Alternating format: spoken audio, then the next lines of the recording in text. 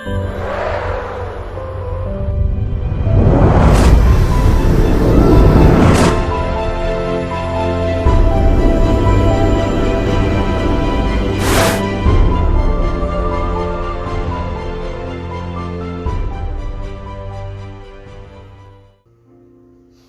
que tenga Biblia me acompañe.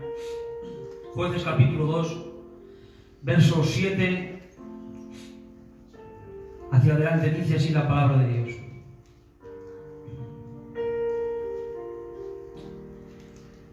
Y el pueblo había servido a Jehová todo el tiempo de Josué, y todo el tiempo de los ancianos que sobrevivieron a Josué, los cuales habían visto todas las grandes obras de Jehová que él había hecho por Israel. Pero murió Josué, hijo de Nun, siervo de Jehová, siendo de 110 años, y lo sepultaron en una heredad en Tizmat, en el monte de Efraín, en el norte del monte de Gas. Y toda aquella generación también fue reunida con sus padres, y se levantó después de ellos otra generación que no conocía a Jehová, ni la obra que él había hecho en Israel. Que Dios nos bendiga a través de su palabra. Amén. Bueno, el primer punto va a ser una pregunta, y es: ¿qué es generación de época y qué es generación de conquista? Antes de entrar en lo que es la palabra, quisiera hablar unos pequeños minutos sobre esto. ¿Qué es generación de época y qué es generación de conquista? Bueno, generación de época es tan sencillo como esto. Es que un grupo de personas tienen una coincidencia, es que han nacido en la misma época. La generación de época no tiene nada extraordinario. Es alguien que ha nacido en la misma década, año y tiempo de otra persona. Pero generación de conquista significa conjuntos de personas que han nacido en la misma época, pero que decidieron hacer historia en acontecimientos tocantes a su nación, su familia o su persona. Una generación de época es simplemente nacer en el mismo año. Una generación de conquista es: has nacido en el mismo año, pero has decidido hacer historia por tus hechos tocante a tu nación, tu familia o tu persona. Durante la historia ha habido muchas generaciones. Por eso está escrito en la palabra de Eclesiastes 1:4: generación va y generación viene. Ha habido muchas generaciones de época. Para ser generación de época, para ser una generación sin gloria, no hace falta hacer mucho, simplemente dejarte arrastrar por el pecado y tus hechos proclamarán de quién eres. Por eso vamos a la palabra, que hay generaciones: generación rebelde, Salmo 78:8. Y no sean como sus padres, generación contumaz y rebelde, generación que no dispuso su corazón y fue fiel para Dios con su espíritu. Generación astuta y pecadora, Proverbios 30:12. Hay generación limpia en su propia opinión, si bien no se ha limpiado de su inmundicia. Generación orgullosa, Proverbios 30:13. Hay generación cuyos ojos son altivos y cuyos párpados están levantados en alto. Generación pecadora, Mateo 3:7. Al ver que muchos de los fariseos y de los saduceos venían a su bautismo, les decía: generación de víboras, ¿quién os enseñó a huir de la ira venidera? Generación incrédula, Mateo 17:17. Respondió Jesús y dijo: oh generación incrédula y perversa, ¿hasta cuándo he de estar con vosotros? ¿Hasta cuándo os he de soportar? Pero también, hermanos, ha habido una generación a lo largo de la palabra que ha marcado un antes y un después, y que se ha diferenciado de esa generación incrédula, de esa generación pecadora, de esa generación de época que mueren y viven sin pena y sin gloria. Y lo vamos a ver por la palabra. Salmo 78:4. No las encubrimos a sus hijos, contando la generación venidera, las alabanzas de Jehová y su potencia y las maravillas que hizo. Filipenses 2:14-15. Aquí hace una distinción de una generación pecadora a una generación con principios espirituales. Dice: haced todo sin murmuraciones y contiendas, para que seáis irreprensibles y sencillos, hijo de Dios sin manchas, en medio de una generación maligna y perversa.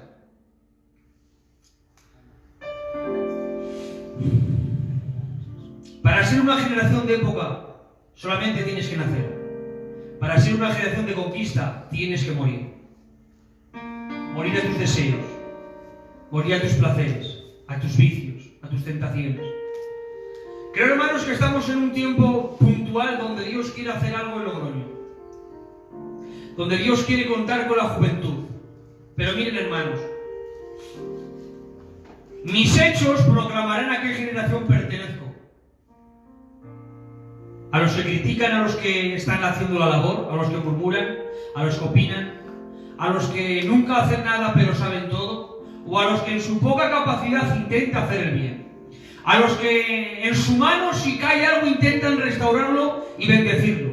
A los que se han propuesto de todo corazón, con su poca capacidad, servir a Dios en todas las cosas. Porque, hermanos, estamos viviendo en un tiempo muy entretenido. De tal manera que en vez de los jóvenes avanzar, vamos a golpes, vamos a arranques y vamos donde gente tiene que motivarnos. Pero miren, mi actitud y mis hechos proclamarán de qué generación soy. Miren, hermanos, estamos en un tiempo que los Moisés del hoy estamos siendo administrados por el sacerdote de Madián 40 años en vez de encontrarnos con el fuego de la zarza. Los Josué del hoy estamos dando vueltas a la ciudad en vez de derribar los muros. Los jueces del hoy estamos exhibiendo nuestros talentos en vez de alimentar al pueblo hambriento. Los gedeones del hoy estamos limpiando a escondidas el trigo del lagar en vez de enfrentarnos a los madianitas. Los Sansones del hoy estamos haciendo montones de filisteos en vez de derribar los pilares de la fortaleza de los filisteos para matar a todos. Los Elís del hoy nos estamos sentando en nuestra silla esperando la nueva batalla en vez de clamar sin cesar como lo hizo Samuel para que los filisteos fueran derribados. Los Saúles del hoy estamos esperando que otros maten a nuestros gigantes en vez de clamar por la unción para matar a Goliat. Los Elías del hoy estamos empeñados en restaurar altares en vez de clamar por el fuego de Dios. Los Eliseos de hoy queremos el fuego de Elías sin clamar por el manto de la unción. Los Nehemías de hoy lloramos por los muros derribados de Jerusalén, pero no salimos del palacio de Artajerjes. Los discípulos de hoy estamos encerrados en casa por miedo a los filisteos,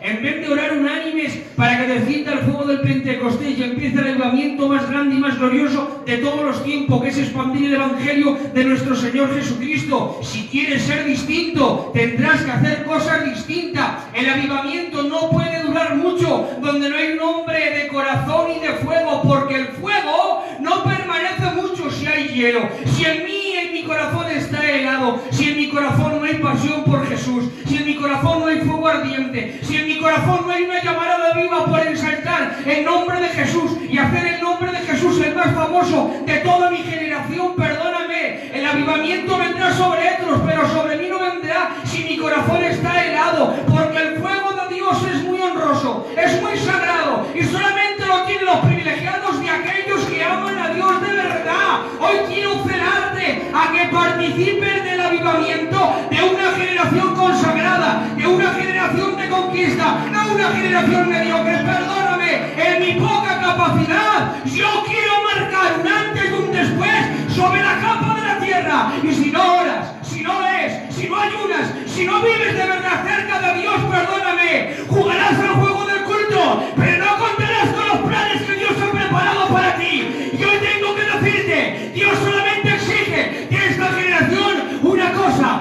pasión, deseo, fuego ardiente, llamarada, gloria a su nombre.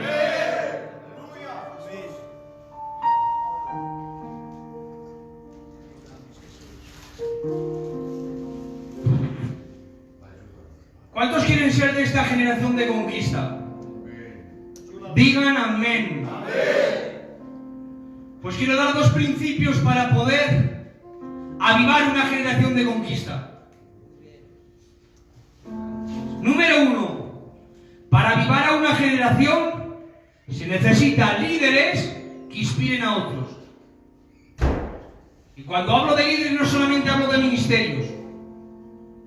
Hablo de jóvenes apasionados y consagrados. Que su camino deje un camino a seguir a los demás. Que sus dichos y sus hechos vayan acompañados. Que su manera de hablar y su conducta se refleje el carácter de Cristo. Líderes en medio de tu hogar, de tu matrimonio, de tu familia, de tu iglesia, de tu juventud, de tu vecindario, de tu pueblo, de tu ciudad. Líder. Un líder es aquel que todos se callan y él empieza a hablar la verdad. Un líder es aquel que mientras otros retroceden, él sigue hacia adelante y dice: yo soy un hijo de Dios. Un líder es aquel que marca un antes y un después. Y una generación, para ser avivada, necesita líderes comprometidos. Miren, hermanos, por la palabra que Moisés, un hombre de Dios, fue llevado con el Señor en el monte después de que vio tantas bendiciones de la tierra de Canaán. Y ahora, ¿sobre quién cae la unción? Sobre Josué. No es fácil después de Moisés ser un Josué que lidera. Pero la unción del Espíritu Santo que había en Moisés también estuvo en Josué.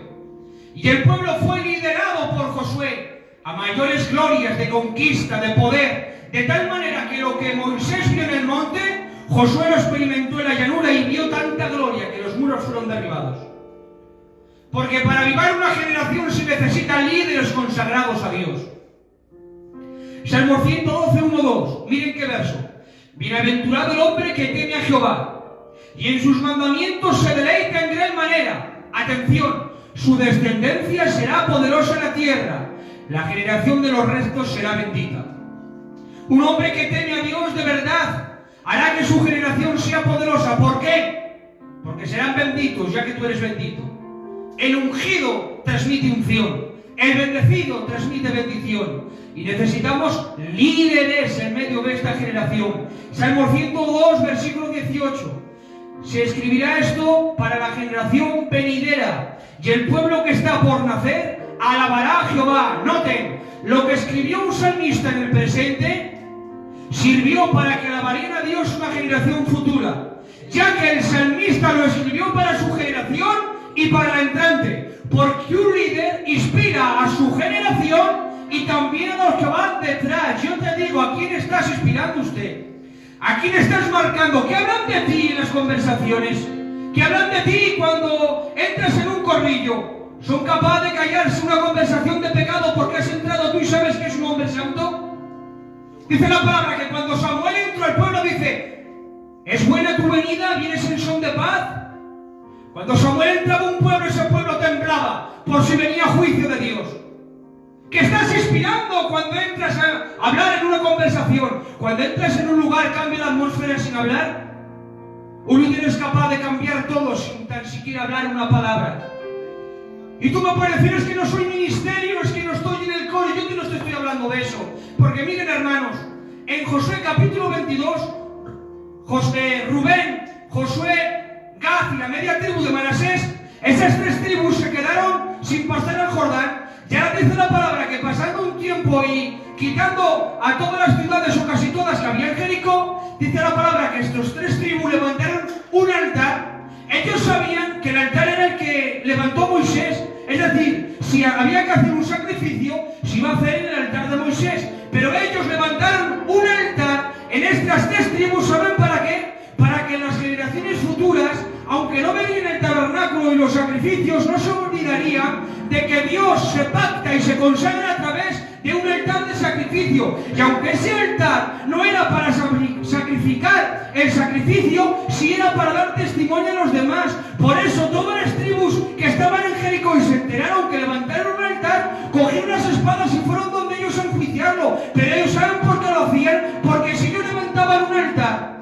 para sacrificar, estaban diciendo que el altar de Moisés no servía. Pero estos tres tribus les miraron cuando venían a matarlos y decían: deteneos, hermanos, que nosotros sabemos que donde se va a sacrificar y donde va a encender fuego de Dios era el altar de Moisés. Este altar es destinado y preparado con el propósito de que dé testimonio. Eso sabe lo que me enseña a mí, y aquí va la aplicación: que aunque yo sea un altar donde no se sacrifique y de donde no se ministre los becerros del sacrificio, si soy un altar para dar testimonio. Por lo tanto, no hay excusas. Si tu altar no se ha ministrado un ministerio, si tu altar no se ha ministrado un don, si tu altar no se ha ministrado un cargo, no importa. Todos los altares han sido diseñados para dar testimonio de que somos hijos de Dios. Por eso, hermanos, nuestra manera de hablar y conducta deja un camino a seguir. Yo te pregunto, ¿qué estás dejando detrás de ti? Cuando usted camina, ¿qué está dejando? ¿Está dejando evangelio o está dejando religión? ¿Está dejando santidad o está dejando pecado? ¿Está dejando Jesucristo o está dejando una cultura? Porque miren, hermanos, los sembradores que sembraron en la siembra de Boz, dice la palabra que cuando Ruth entró en esa siembra, le dice a Boz, a los sembradores: dejaos un poquito y dejar para que ella recoja fruto. Y dice la palabra que detrás de los segadores había trigo y había fruto. Ruth empezó a coger y se lo comió. Miren, hermanos, yo tengo que decirte, usted es sal, usted es una antorcha, usted es luz. Yo pregunto, ¿qué están comiendo detrás de ti los que te siguen? ¿Está dejando santidad? ¿Está dejando poder? ¿Está dejando oración? ¿Está dejando ayuno? ¿O es mera religión? Una generación animada se lidera con líderes ungidos. Adoramos Dios. Quiero Jesús. Ha llegado el tiempo de que la iglesia sea lo que es. Somos luz, sal, antorcha, columna, cartas, iglesia. La luz alumbra, la sal da sabor, la antorcha ilumina, la columna da cimiento, la carta da información y la iglesia bendice. Pregunto, ¿qué estamos dando? Joven, ¿qué estás dando en tu iglesia? ¿Qué estás dando a los jóvenes cuando te hablan y sabes que ellos necesitan a Cristo? ¿Qué están viendo en ti? Miren, hermanos, ha llegado el momento de que empecemos a buscar a Dios de todo corazón. Nos dispongamos, hermanos, a cumplir la palabra de verdad. Quien quiere busca soluciones, quien no quiere busca excusas. Dios quiere levantar una generación de conquista, de avance. Una generación de que en su andar vaya pisando cabezas de demonios. Que en su manera de vivir vaya avanzando y conquistando lo glorioso. ¿Quieres ser tú de esta generación? Dios te exige que seas líder. Sé líder. Como no empezamos a buscar, hermanos, a Dios de todo corazón y de verdad, esto será cada vez más hueco, frío, aburrido y desapasionado. Pero hoy Dios tiene una palabra para ti. Dios quiere levantar en este tiempo líderes que empujen, no jefes que opinen. Padres que se sacrifiquen, no niños que demanden. Reyes que luchen, no coronas que dirijan. Capitanes dedicados, no soldados que se alisten. Cristianos que mueren a la carne, no religiosos que se entretienen en los eventos eclesiásticos. Hijos nacidos de Dios, no del sistema. Creyentes que estudien la palabra, no solamente que la escuchen en la iglesia. Personas que oren de verdad, no que necesiten un culto de ungimiento para tirar hacia adelante. Un ejército imponente dispuesto a morir por el gran rey. No ovejas dispersadas y heridas por el lobo y que los ahuyenta el lobo con 4 arañidos. Yo tengo que decirte, solo alguien que está encendido es capaz de hacer arder una generación. Juan Bautista en el desierto, por linaje sacerdotal, tenía que ministrar en el templo, pero por llamado de Dios fue la voz de Dios como profeta en el desierto. Y todo el templo, todas las sinagogas, cientos y miles de hebreos abandonaban el templo. ¿Saben por qué? Porque en el templo había letra, pero no había espíritu. En el templo había ritualismo, pero no había poder. En el templo había religión, pero no había transformación. En el templo había buenos sermones, pero no había cambios. Pero ellos decidieron y escucharon. Dijo Jesús de Juan Bautista que era una antorcha que ardía y que alumbraba. Es que solamente aquel que arde para Dios alumbrará a los demás. Por eso, iglesia de Cristo, jóvenes de esta ciudad, yo tengo un mensaje para vosotros. Aquel que arde de pasión, aquel que busca a Dios de verdad, será capaz de avivar y afectar y sellar y enseñar a una generación. ¿Estás dispuesto a entrar en este remán? ¿Estás dispuesto a entrar en la voluntad del Espíritu Santo para este momento? Miren, no estoy predicando porque me guste, no estoy predicando porque el Señor me ha permitido este privilegio, estoy predicando porque estoy empeñado, me he pensado a que mi generación huela santidad. No sé lo que vas a hacer tú, pero mi vida entera, por entera, va a ser para Cristo. No sé cuántos años estaré haciendo aquí sombra en esta tierra, pero todos los años que Dios me permite estar en esta tierra, proclamaré: Jesucristo es Dios para gloria de Dios Padre. El Señor es mi vida. No es algo, es todo. No es solamente una parte más de mi vida, es mi vida entera. Mira, perdónenme, me quitas de comer y aguanto unos días. Me quitas de beber y aguanto unos días. Estoy unos días sin ver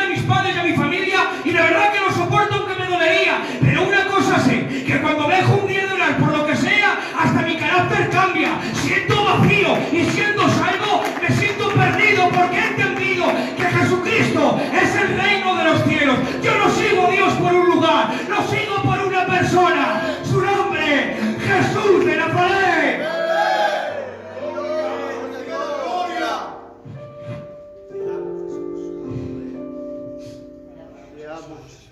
Te adoramos a ti. Bendecimos tu nombre. Para ayudar a una generación se necesita líderes inspirados. Y segundo, para avivar una generación se necesita relevos generacionales. Te adora mi alma. Relevos generacionales. ¿Sabéis por qué no duró el avivamiento de Moisés y de Josué? Porque no hubo un tercero que lo siguió. ¿Sabéis por qué no duró el avivamiento de Elías y de Eliseo? Porque no hubo un tercero que lo siguió. Porque aunque haya hombres ungidos, en su etapa que la tierra llega a su fin, y Dios de nuevo cuenta con otro héroe y con otro ungido. Pero si en la siguiente generación no se levanta otros hombres ungidos, esa generación dura 40, 30, 50 años y luego viene el pecado. Por eso dice la palabra, que cuando la generación, Josué y su generación murió, se levantó otra que no conocía a Jehová. Si llega a haber otro ungido que en esa generación se levanta, volverían a los caminos de Dios. Por eso el Señor levantó jueces, reyes, profetas, sacerdotes, porque no en todas las generaciones había ungidos. Pero cuando Dios contaba con un ungido y un líder que decía, cuenta conmigo, el Señor de nuevo revolucionaba la nación. Pero yo eso no quiero que me pase a mí. Qué privilegio Dios te da que quiere contar contigo para afectar a esta generación. A cientos y a miles, tengamos la mente de Cristo, explayada, no raquítica y perezosa. Te amo. Te adoramos, Jesús. ¿Sabéis, hermano, lo que significa un relevo? Significa sustitución de una persona o una cosa por otra. También significa persona que sustituye a otra en un trabajo, en una función o en una actividad. ¿Sabéis lo que significa testigo, que es muy similar? Es un objeto que se intercambia a los corredores de un mismo equipo para llegar a la meta. Porque miren, hermanos, esto no es una carrera de 100 metros donde un atleta sobresale por sus cualidades. Esto es una maratón de relevos donde muchos tienen que correr para llegar a la meta. Y puede que en un tiempo Dios use a alguien, pero ese alguien desaparece por lo que sea y tiene que contar a otro que tome el relevo. Porque si no hay hombre ungidos en esa generación, poco a poco la mediocridad, el pecado y la desapasión entrará en la iglesia de Cristo. Y Dios no detesta más que su iglesia huela a pecado. Te adora mi alma. Dice la palabra, hermanos, Levítico 6, 12, 13. Y el fuego encendido sobre el altar no se apagará, sino que el sacerdote pondrá en él leña cada mañana, y acomodará el holocausto sobre él, y quemará sobre él las grosuras de los sacrificios de paz. Dice en el 13, el fuego arderá continuamente en el altar, y no se apagará. Un sacerdote no podía tener el fuego de día y de noche, por eso venía otro sacerdote o otro levita y lo revelaba, y lo relevaba, y lo relevaba, y lo relevaba, y así uno y otros, porque miren, hermanos, no hay un solo sacerdote ni un solo levita que pueda mantener encendido el altar de Jehová con el fuego todo el rato. Por eso se necesita más de un líder, más de un ungido, más de un héroe. ¿Saben para qué? Número 1, para que el fuego no se apague, y número 2, para que el ungido no se lo crea y vea la gloria de Dios en los demás. Necesitamos un relevo generacional. Y ahora tú me puedes decir a mí, pero es que hay líderes que no dan testimonio y que me echan para atrás. Yo te digo, es verdad que hay líderes a plan general, ministerios, ancianos y jóvenes que echan para atrás a la gente.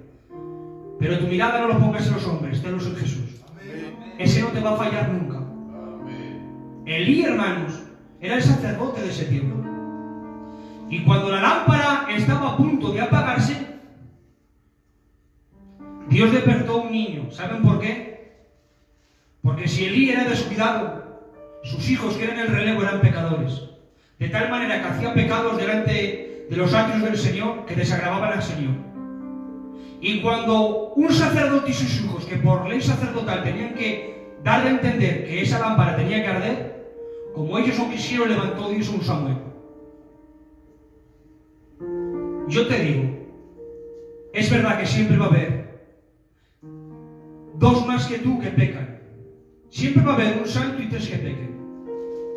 Siempre va a haber 1 que ora y 3 que no oran.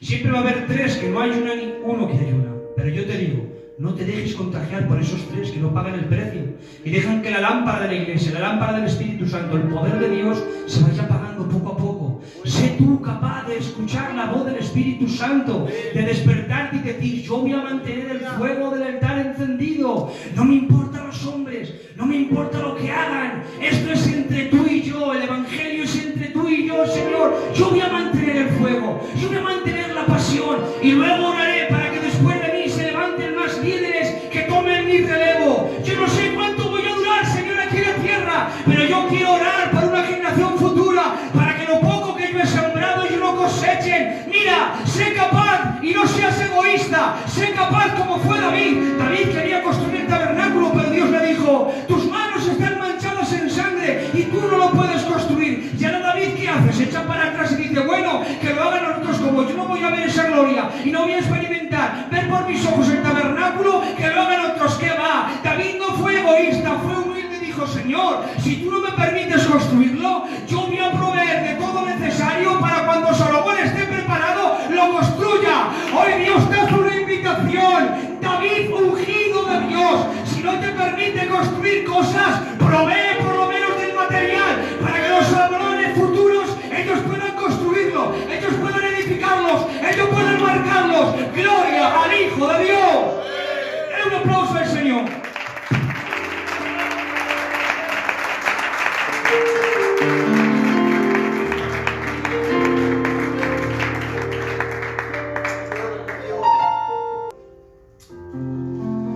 En Hebreos 11, hermanos, aparecen los héroes de la fe.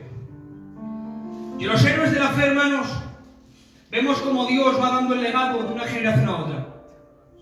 Y lo vamos a ver por la palabra, por la historia y hasta llegar a estos tiempos. Miren, hermanos, la antorcha de este legado y de este avivamiento empezó con Adán, siendo la imagen de Dios. Pasó a Enoz caminando con Dios y Dios se lo llevó. Pasó a Noé construyendo el arca para salvar a la raza humana. Pasó a Abraham sacrificando a su hijo por la fe. Pasó a Isaac obedeciendo siendo la víctima en el altar. Pasó a Jacob luchando por la bendición de Dios. Pasó a Job manteniendo su integridad en medio de un caos. Pasó sobre José salvando a una nación del hambre. Pasó a Josué conquistando la tierra prometida. Pasó a Ruth, una mujer siendo fiel, marcó la diferencia. Pasó a Gedeón venciendo a los madianitas. A Sansón venciendo a los filisteos. A Samuel siendo fiel profeta de Dios. A David teniendo el corazón semejante al de Dios. A Salomón administrando con sabiduría de Dios al pueblo de Israel. A Elías retando a los falsos profetas. A Eliseo manifestando el poder de Dios. A Josías trayendo una reforma a Israel. A Isaías acudiendo al llamado del Señor. A Jeremías profetizando los 70 años de cautiverio que iba a pasar Israel. A Daniel profetizando el futuro. Sadrad, Mesach y Abednego no doblegándose la estatua. A Juan Bautista preparando camino para el Mesías. El legado pasó a Jesús muriendo por el mundo y ese legado se expandió en gloria. A Pedro predicando 2 mensajes y 8.000 personas se convirtieron en el Pentecostés. A Mateo dejándolo todo por una palabra de Jesús diciendo: sígueme. A Esteban entre amenazas predicó de Cristo y lo mataron. A Jacobo a morir como mártir. A Pablo de tener todo por basura a fin de conocer a Cristo. A Juan revelando el Apocalipsis. Entramos en la historia cristiana. A Jerónimo Savonarola estando clavado en una cruz y encendiendo en fuego profetizó que 100 años después nacería Lutero. A Martín Lutero refutando las 95 tesis que tenía la Iglesia Católica. A David Brainer predicando entre los pieles rojas. A Jonathan Edwards predicando en manos de un Dios airado, donde las personas creían que iban a estar entregados por el infierno, iban a ser entregados por él y morir al instante. A Juan Patón predicando entre los caníbales. A Clemente de Cossés, el apóstol de los gitanos, predicando al pueblo gitano. A Emiliano, a Castro, Jaime y marido y Joselito, predicando a los gitanos de España y de Portugal. Y el Evangelio vino a Logroño por un hombre llamado Gelos, que con 5 hijos y uno que tenía en camino al vientre de su mujer, empezó a predicar aquí en Logroño. Y más de 6, 7, 8 meses orando, clamando, ayunando, y nadie se convertía. 7, 8 meses ayunando y clamando por su familia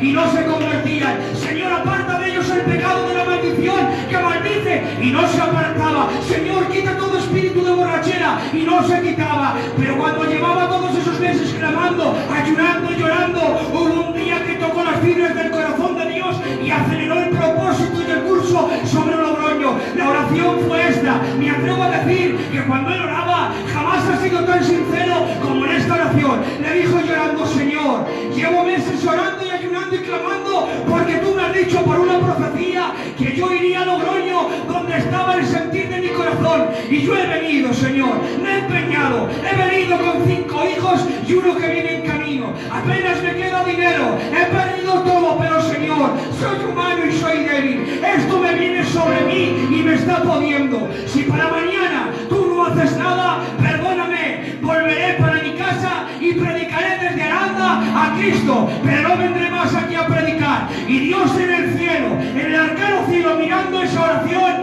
el Señor dijo: amén. Yo acelero el curso de Logroño. Al día siguiente se abrió brecha en una lonja, empezaron a predicar y el evangelio en Logroño se expandió de una manera tan fuerte y tan grande que ancianos, jóvenes, el Señor empezó a levantar ministros, se quitó el pecado de las maldiciones, el pecado de la borrachera, el pecado de los juramentos. El orgullo era tan grande como un elefante y Dios los dejó mansos como el cordero. El Señor empezó a levantar obra, el Señor empezó a levantar ministerios de tal manera que se pegó 12 años de pastoreo, y cuando entró no había iglesia, y cuando se fue había alrededor de 400 personas convertidas a Cristo y bautizadas, y un grupo ministerial de unos 40 o 45 hombres. Pero ahora este legado, este avivamiento sobre el cual os estoy hablando ha venido sobre nosotros. Escúchame bien, este legado merece toda honra, respeto y sagrado. Es más, este legado está incendiado en fuego. Si tú tienes hielo,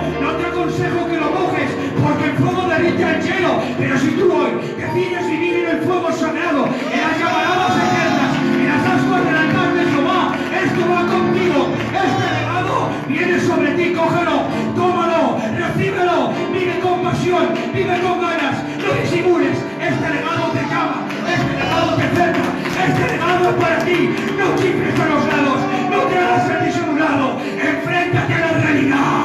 Eres una antorcha para alumbrar. El evangelio es verdad, es verdad.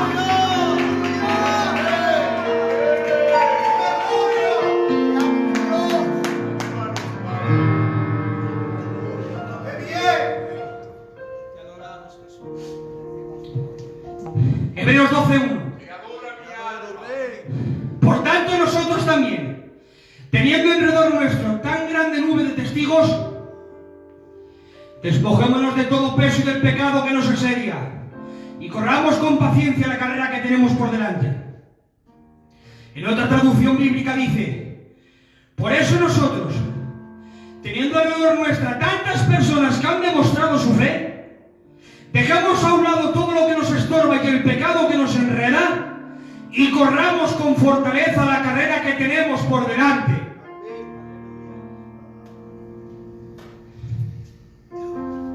Ayer a la 1:30 de la madrugada, clamando, que hicimos una cadena de oración a unos hermanos por la gracia y la misericordia de Cristo.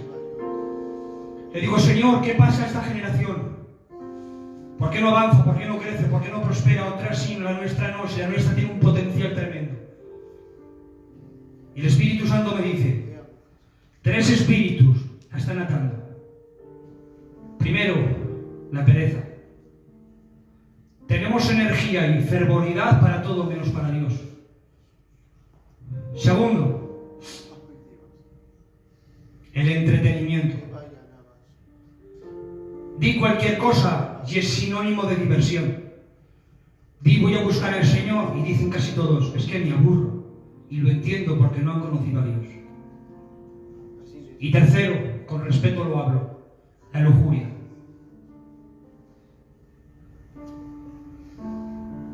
Jamás una generación ha sido tan atacada por la lujuria. Matrimonios se están rompiendo, familias se están buscando la ruina. Esto, si lo usas bien, es una bendición. Pero si te ata el diablo con esto, jamás podrás vivir el evangelio.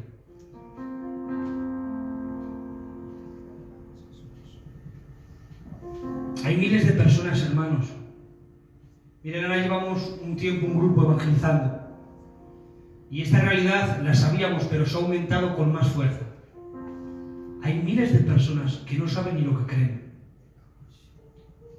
Hay gente que no cree en Dios y dice, y no sé por qué no creo en Dios. Hay gente que cree en la reencarnación. Se van a reencarnar en animales, otros en alienígenas. Jamás en la vida ha habido una generación tan pecadora y corrompida como la que estamos viviendo hoy. De tal manera que el mover para que aparezca el anticristo ya lo tiene planteado y sembrado. Y ante esta realidad, ¿qué vamos a hacer?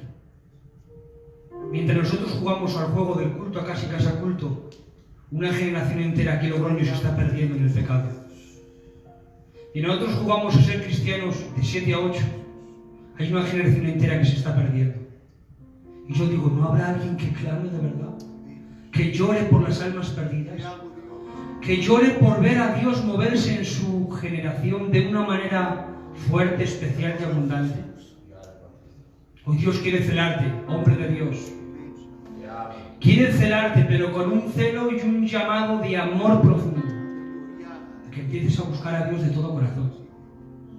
¿Nos habéis dado de cuenta que cuando hay un culto que se alarga queremos irnos para casa?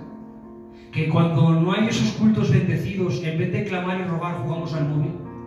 ¿No te has dado de cuenta que no puedes aguantar ni tan siquiera para estar en el culto? Y yo digo que soy de los de la generación de conquista. Harto y siento los de la generación de época. Pero yo, hermanos, me he dispuesto en mis pocas fuerzas a ver este verso cumplido en mi generación. Isaías 44:3. Porque yo derramaré agua sobre el sequedal y ríos sobre la tierra árida. Mi espíritu derramaré sobre tu generación y mi bendición sobre tus renuevos. ¿Habrá alguien que quiera que en su generación vea a Dios de verdad? Mira, esto no se puede esconder ni disimular. Si quieres, se nota. Si tienes hambre, se nota. Si tienes pasión, se nota. Si tienes sed, se nota. A un perfume bueno, cuando tú te lo echas, no le puedes decir al perfume, venga, da fragancia. El que es perfume de Dios da fragancia. El que tiene esa desesperación, esa hambre profunda, esa sed insaciable, se le nota, se le palpa. No hace falta que hable mucho. En una oración que haga en un culto, en una alabanza que cante, en una prédica que predique, en un saludo que dé, se nota, porque está apasionado. Hay algo más fuerte que la corriente de este mundo, y es la corriente de Dios en una persona. Cuando alguien tiene desesperación, cuando alguien tiene hambre, es capaz de ser como Gedeón, que toda su generación estaban escondidos, muertos de miedo, pero él en el lagar estaba trigando trigo y diciendo, este trigo es mío y no lo comparto como nadie. Yo tengo que decirte, este trigo es nuestro. No permitas que el diablo lo arrebate, no permitas que el diablo lo contamine. Mantén este trigo como algo sagrado, como algo honrado, como algo de mucha honra, de mucho valor. Cristo es el trigo que necesita esta ciudad hambrienta para ser saciada. Como le presentes tu cultura, va a seguir con hambre. Como le presentes tus rezones, va a seguir con hambre. Pero escúchame bien, cállate por un momento para que Dios hable y para que dé pan y para que bendiga. Yo necesito urgentemente salir del protocolo, salir de la religiosidad, salir de los cultos fríos y activar en mi vida lo profético, lo ungido, lo bendecido. Yo ruego al Espíritu Santo que ahora cree una atmósfera de bendición, pero para cada uno en particular, y que esta palabra sea sembrada al 30, al 60 y al 100 por uno en lo más recóndito de tu corazón. Ahí donde hay hielo, que esta palabra se envíe para que sea fuego de Dios avivando tu alma y tu ser. Yo lo deseo. No quiero estar más postrado, yo quiero levantarme, yo quiero ser